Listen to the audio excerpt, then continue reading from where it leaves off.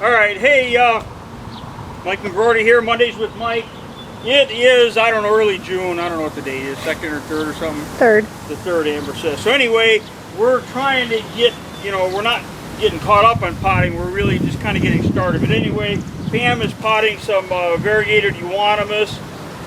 Actually, this is the potting bench that I showed you earlier. And then recently, because she's shorter and wanted a shorter one because she was banging into it with the scoop, I made this one that is much shorter. It's on concrete blocks. It is movable, but not as easily as this. But anyway, hey, you gotta say hi to everybody.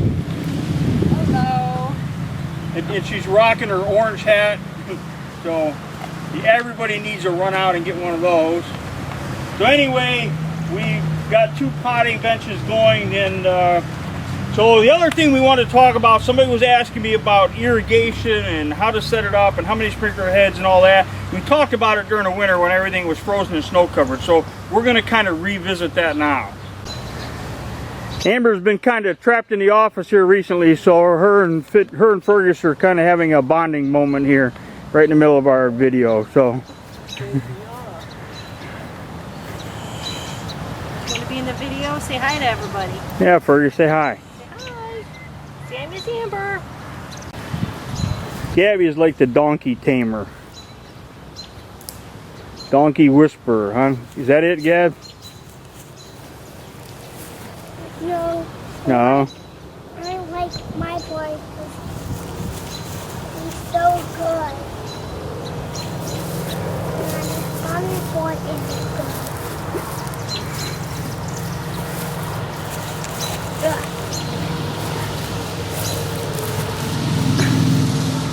All right, now somebody asked me about irrigating, and this is I call this a whiz head. They I don't even know what. I guess it depends on who you buy. I think this is made by Nelson.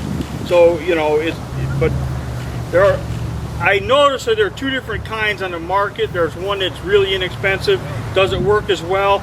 I don't honestly know because I keep buying the same ones because they do the job. So I like these because it doesn't take a lot of water pressure for them to spray, and they cover this area pretty well. Now, I put them about every 12 feet because what I did is we've got growers all over here, like right over there's a grower that's got probably 2,000 huge hoop houses, let's say 40 by 200. So I went and I looked at what all these growers were doing, and what they do is they put these in the top of the hoop house, and then so they're standing up like this, so they water from overhead. And then come winter, they just loosen the fitting at the end, turn them down, cover the hoop house with plastic, and then when they have to water during the winter, they just let them run upside down because they only do that once or twice. But anyway, so I put them every 12 feet because that's what they were doing in their hoop houses. So I've got them 12 feet here, but these things will water all the way over they'll spray water all the way to the end of this planting, which is probably, I got a tape in my hand, so I'm going to try and come up with a dimension, a number for you. But you got to keep in mind that just because it sprays that far, it's not going to spray that far in the corners. So right to that tree right there is 16, another tree, probably 19 feet, maybe 20 feet out to the edges.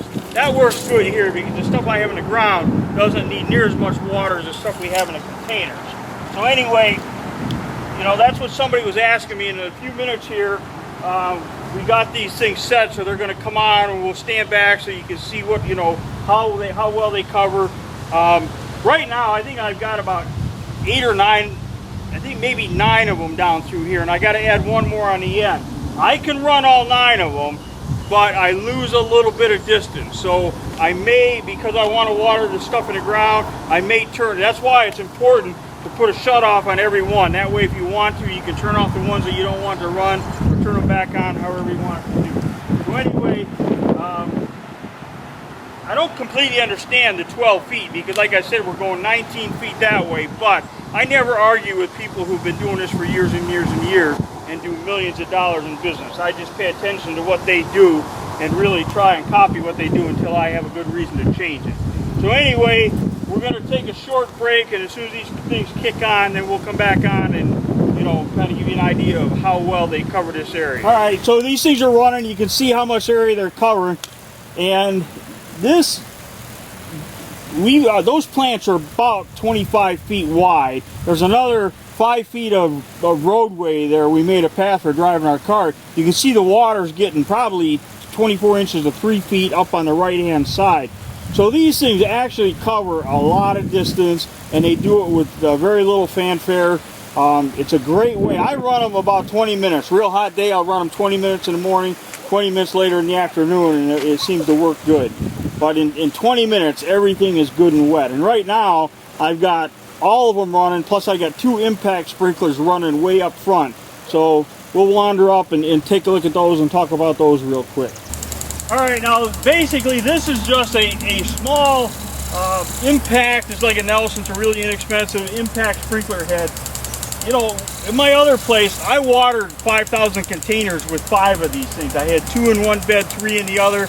I had a really weak well pump, so I didn't have much water pressure. I didn't have a lot of volume, but they did a great job. So this is a pretty simple way to water, you know, a reasonable area. I've got these set up on portable, on some portable sprinkler stands, so I can move them anywhere I want.